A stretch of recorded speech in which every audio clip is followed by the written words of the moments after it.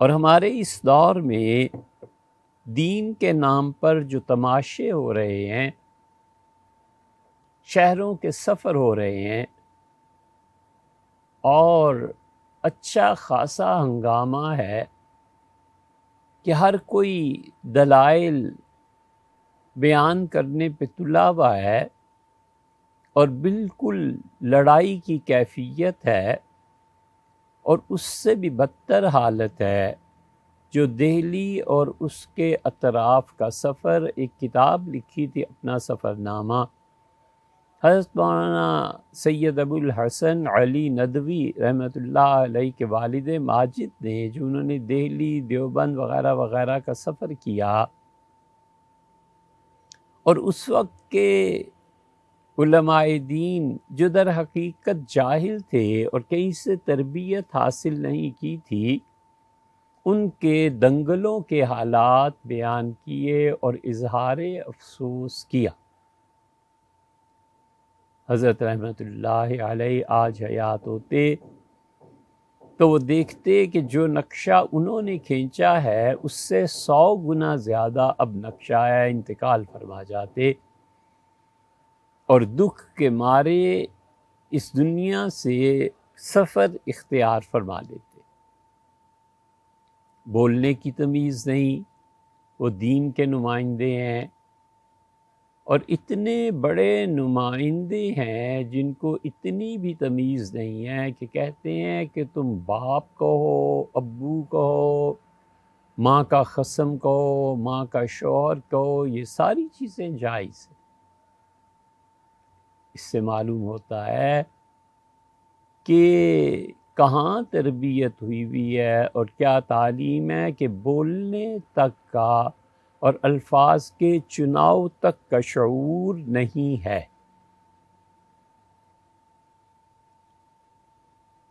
تو ایسے لوگوں سے کون منہ لگائے؟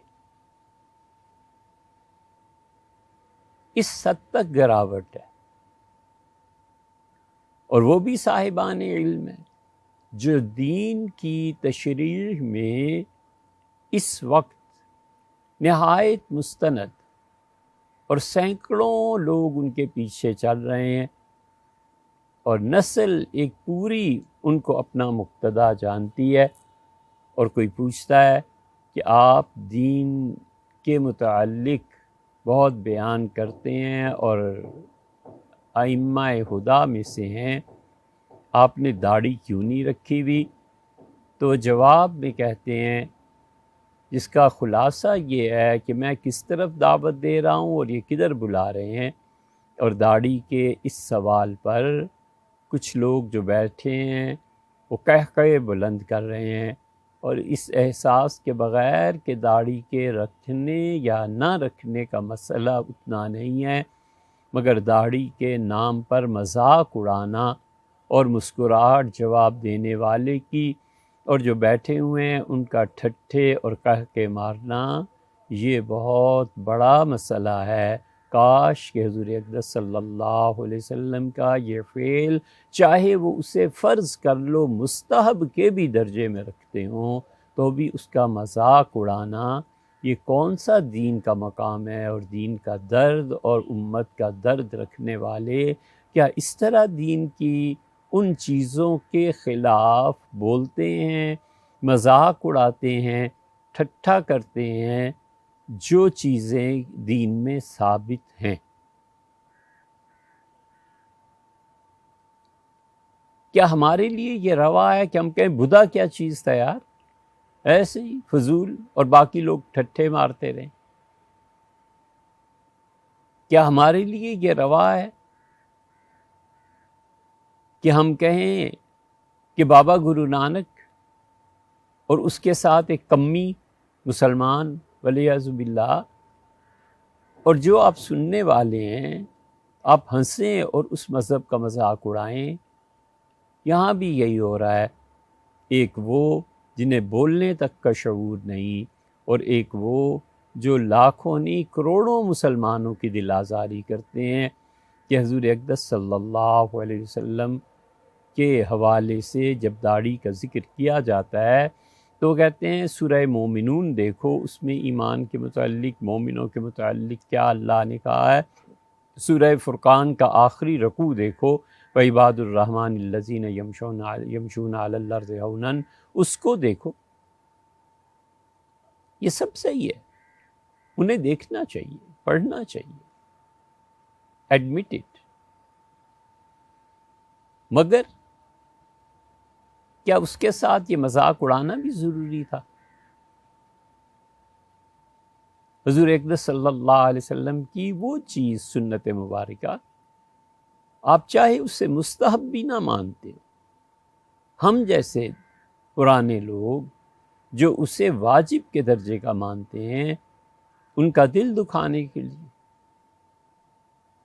یہ مسکراہٹ اور تحمل اور لوگوں کا مذاق اڑانا اور اسے برداشت کرنا، یہ کون سا دین ہے؟ سننے والوں کو بھی چاہیے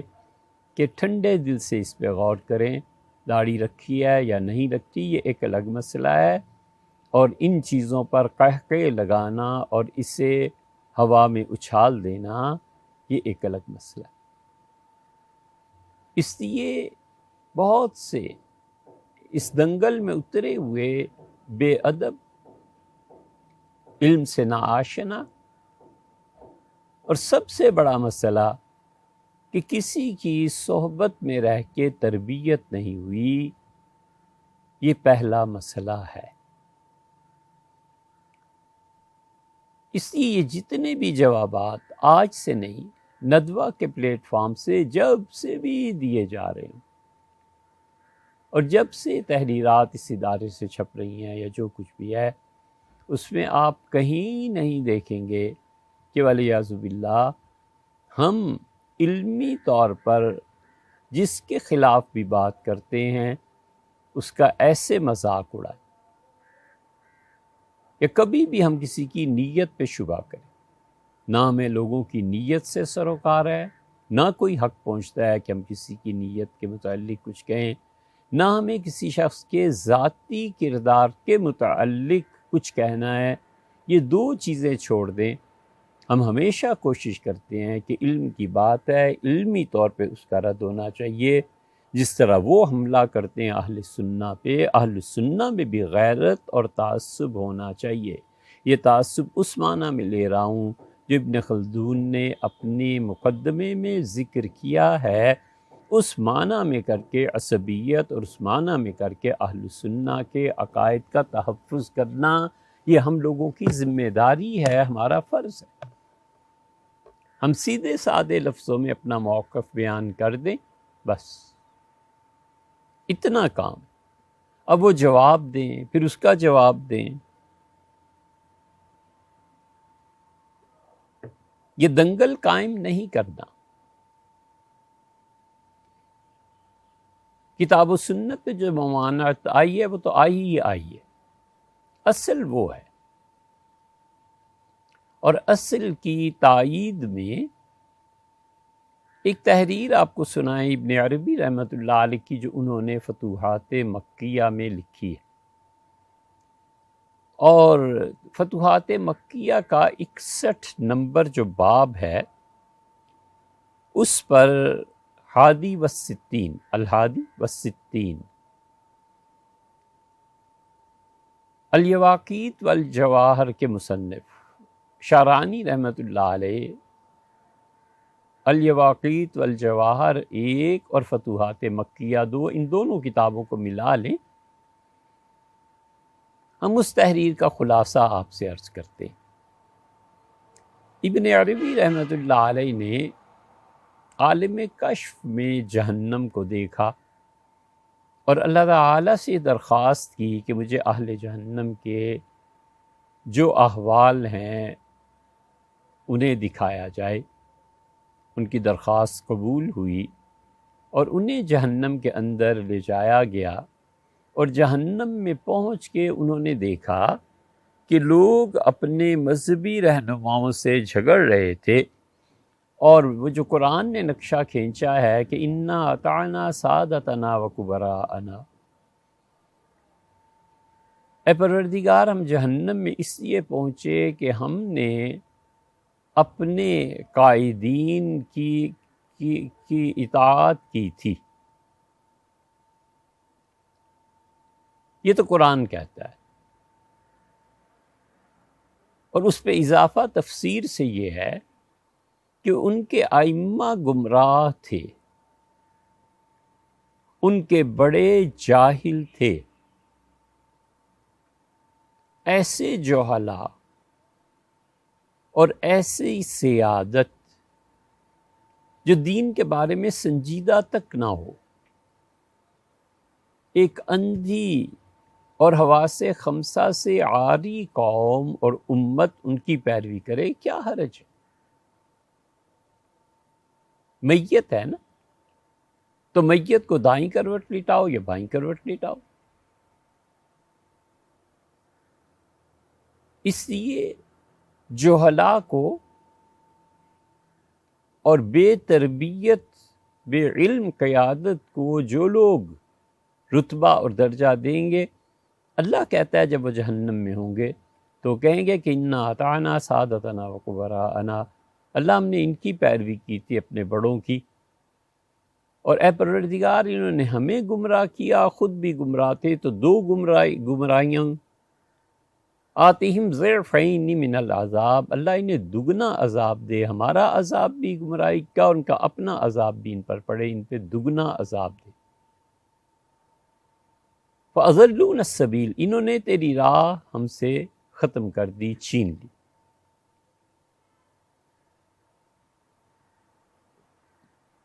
باب 61 فتوحات مکیہ اور الیواقیت والجواہر،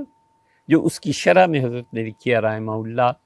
یہ آپ نکال لیجئے مقامات اور دیکھیے۔ ابن عربی رحمۃ اللہ علیہ نے سورج کو دیکھا، چاند کو دیکھا، یہ سفر کرتے ہیں۔ صوفیہ کے جو اسفار ہیں، جو عالم حقائق ہیں، اس میں بہت نکتے کی چیزیں وہ بیان کرتے ہیں۔ 7 دروازے جہنم کے اللہ نے فرمایا ہے، ابن عربی رحمۃ اللہ نے لکھا ہے کہ میں نے 8واں دروازہ دیکھا، اور 8ویں دروازے کے متعلق یہ طے تھا کہ یہ صرف ان لوگوں کے لیے کھولا جائے گا جن کا زندگی میں یہ عقیدہ تھا کہ اللہ کی رؤیت، اللہ کا دیکھنا اور باری تعالیٰ کو بغیر کسی زمان و مکان کی قید کے دیکھنا، یہ ہمارا عقیدہ ہے، اور ظاہر ہے کہ عقیدہ اہل السنہ کا ہے۔ ابن عربی رحمۃ اللہ علیہ کہتے ہیں اس دروازے سے صرف وہی داخل ہوں گے، وہ 8واں دروازہ ہے، اور جو انکار کرتے رہے اللہ کے دیکھنے کا، اس کی رؤیت کا، وہ لوگ اس دروازے سے اندر نہیں جائیں گے۔ اہل تشیع انکار کرتے ہیں، خود حنفیہ میں سے بعض بڑے بڑے ائمہ وہ اس کو نہیں مانتے، وہ جس درجے کے بھی ہوں وہ اسی طرف کو رہیں گے، اور 8واں دروازہ کھولا جائے گا اسپیشلی ان لوگوں کے لیے جن کا عقیدہ صحیح تھا۔ پھر ابن عربی رحمۃ اللہ علیہ نے علم نجوم کے مطابق بروج کو دیکھا ہے، سورج کو دیکھا ہے، چاند کو دیکھا ہے۔ یہی اس قسم کا سفر معروم رحمۃ اللہ علیہ نے مثنوی میں کیا ہے، اور اس طرح کی بلکہ اس سے تو بہت کم درجے کی چیز علامہ اقبال کے کلام میں بھی مل جائے گی، جہاں وہ مرید ہندی اور پیر رومی کے نام سے تذکرہ کرتے ہیں، اور معروم کو اپنا پیر و مرشد جانتے ہوئے ایک تذکرے میں انہوں نے پوری سیر کا ذکر کیا ہے۔ پھر ایک جگہ علامہ اقبال نے بتایا ہے کہ وہ جہنم میں گئے تو انہوں نے کیا دیکھا اور کیا کیا چیزیں ہو رہی تھیں۔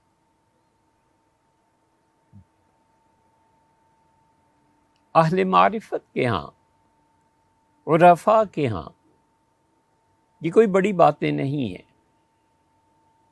تو ابن عربی رحمۃ اللہ نے دیکھا ہے کہ میں نے وہاں پر یہ جہنم کا منظر دیکھا کہ لوگ اس طرح آپس میں لڑ رہے تھے، تو مجھے خیال آیا یا یہ فرمایا کہ اب بھی جب میں اس دنیا میں دیکھتا ہوں کہ مولوی آپس میں لڑ جھگڑ رہے ہوتے ہیں،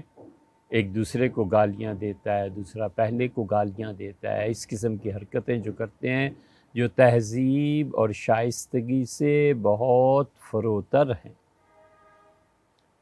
جن میں علم تو کیا ہوتا، زبان تک بولنا نہیں جانتے،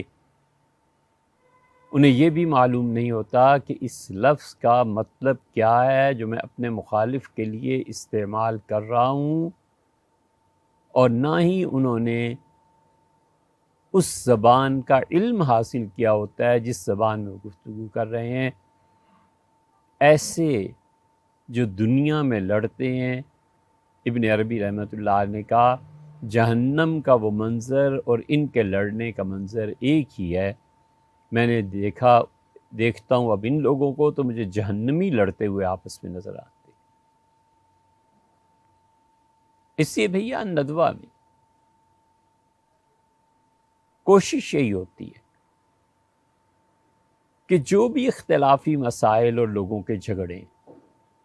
اس میں سنجیدگی سے علم کے مطابق ایک جواب دے دیا جائے۔ اب اس علم جواب کا پھر جواب آئے اور پھر جواب دیں، یہ ہمارا مقصد نہیں ہے۔ آپ کی تحقیق کچھ اور ہے، آپ بسم اللہ اس پہ عمل کیجئے۔ ممکن ہے اللہ کے یہاں پہنچ کے ہم پکڑے جائیں اور آپ نجات پا جائیں، اور آپ پکڑے جائیں اور ہم نجات پا جائیں۔ علمی مسائل میں ایسے ہی ہوتا ہے، اور ممکن ہے دونوں فریق نجات پا جائیں، اور ممکن ہے دونوں کو اوندے منہ جہنم میں گرا دیں، ولیعذ باللہ، خدا معاف کرے۔ لیکن اس طرح کی جتنی مباحث ہوتی ہیں، ہم نے تو اپنے شیخ کی ایک بات پلے باندھ لی اور گرہ میں باندھ لی۔ حضرت شاہ عبد القادر صاحب رائے پوری رحمۃ اللہ علیہ نے منع فرمایا تھا کسی کو، اور کہا حضرت مولانا منظور نعمانی صاحب رحمۃ اللہ علیہ سے، فرمایا کہ مولوی صاحب مناظرہ نہیں کرتے، دل سیاہ ہو جاتا، بس دل سیاہ ہو جائے تو 1000 مہینے کی ریاضت اور 1000 مہینے کی عبادت اور برسوں کا ذکر اذکار اور دھائیوں کے مراقبے سب اکارت ہو جاتے ہیں جب دل سیاہ ہو جاتا ہے۔ اس لیے پہلی بات یہ عرض کرنا تھی، جو اگرچہ مختلف الفاظ میں بارہا کہی گئی، کہ توقع نہ رکھیں، بس ایک علمی اختلاف ہے، جس چیز کو حق سمجھا ہے اس کو بیان کر دیا جاتا ہے، بہت سے دلائل اس کے خلاف آتے ہیں، پڑھتے ہیں غور سے، سنجیدگی سے، اور معلوم ہوتا ہے کہ یہ دلائل، اس کا رد کس نے کیا لکھا ہے، اور اگر ضروری ہو پھر کئی مرتبہ آپ سنیں گے کہ اللہ جزائے خیر دے، آپ نے یہ جو بات کی نا یہ بالکل درست ہے، تاریخ میں بالکل ایسے آیا ہے، فلاں جگہ ایسے آیا ہے۔ ابھی حال ہی میں کسی نے لکھا کہ پنڈت جواہر لال نہرو کا جو قصہ بیان کیا ہے، اس وقت وہ وزیر اعظم نہیں تھے، حکیم اجمل صاحب کے متعلق ہم نے 1000 شکریہ کے ساتھ اسی جگہ پہ ندوہ میں ہی بیٹھ کے یہ بات کہی کہ بالکل ٹھیک ہے جو آپ فرماتے ہیں، یہ صحیح ہے، اور ہمارے سے جو صادر ہوا کہ وزیر اعظم ہندوستان، تو وہ لقب ان کا تھا، بعد میں بنا، لیکن یہ واقعی اس سے پہلے۔ ہمیں بچہ بھی ٹوک دے علم کے ساتھ، سنجیدگی کے ساتھ، سبحان اللہ اس کے ہاتھ چوم لے۔ اور مناظرے کے لیے دنیا کے بڑی سے بڑی طاقت آ جائے، تھوکنا گوارا نہ کریں، یہ اتنی خطرناک چیز ہے، اپنے نفس کا ادعا ہے، الا یہ کہ جبر کا وہ نظام جس سے ہم سب گزر رہے ہیں، اللہ کی لعنت پڑے جو جبر کرتے ہیں اور انسانوں کی صلاحیتوں کو برباد کرتے ہیں، اللہ کی لعنت ان کے شامل حال ہو، اور خدا برباد کرے وہ جو جبر ظاہر سے کرتے ہیں اور جو جبر باطن سے کرتے ہیں، جو جبر لوگوں کو باتوں میں بہکا کر کرتے ہیں، اور جو طاقت کے بلبوتے پر جبر کرتے ہیں،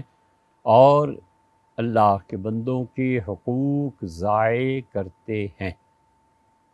جبر خدا بندی پہ صبر اللہ کا قرب دلاتا ہے۔ اور انسانوں کے جبر پہ لعنت بھیجنا اور برات کا اظہار کرنا، یہ بھی اللہ کا قربی دلاتا ہے۔ اسی لیے تو ان ناپاک الفاظ سے زبان آلودہ کرتے ہیں، وگرنہ کس کو پڑی ہے کہ جھک مارے۔ تو ابن عربی رحمۃ اللہ نے جو دیکھا نا جہنم میں لوگوں کو لڑتے ہوئے، وہ کہتے تھے یہ مولوی آپس میں لڑتے ہیں تو مجھے وہ منظر یاد آ جاتا۔ اس چیز کا بڑا گہرا اثر قبول کیا روح نے، اور یہی طے کیا کہ بس جواب دے دیں، مانتا ہے نہ مانے، نہ مانے نہ مانے، مان جائے تو کیا۔ اسی لیے اللہ تعالیٰ نے فرمایا کہ لست علیہم بمسیطر، ہم نے آپ دنیا میں اس لیے نہیں بھیجا کہ آپ لوگوں کے کوئی نگران لگ گئے۔ ثم ان علینا، لوگوں کا حساب و کتاب ہمارے ذمے ہے، پھر لوگ لوٹ کے میرے ہی پاس آ جائیں گے۔ اسی لیے دوسری جگہ پہ سورہ طٰہٰ میں فرمایا لعلک باخع نفسک، آپ اپنے جی سے گزر جائیں گے اس غم میں کہ اللہ یکونوا مومنین، لوگ مان کیوں نہیں لیتے۔ تیسری جگہ فرمایا ولو شئنا لہدینا، اگر ہم چاہتے تو ساری ہماری مخلوق ہدایت پر ہوتی، ہم ہی نہیں چاہتے تو پھر کفر اور نفاق اور ایمان اور ولایت ہر چیز اللہ کی مشیت کے تحت ہے۔ وہی حاکم ہے، وہی حکیم ہے، اسی کی قدرت ہے اور اسی کا علم ہے۔ یہ چاروں صفات باری تعالیٰ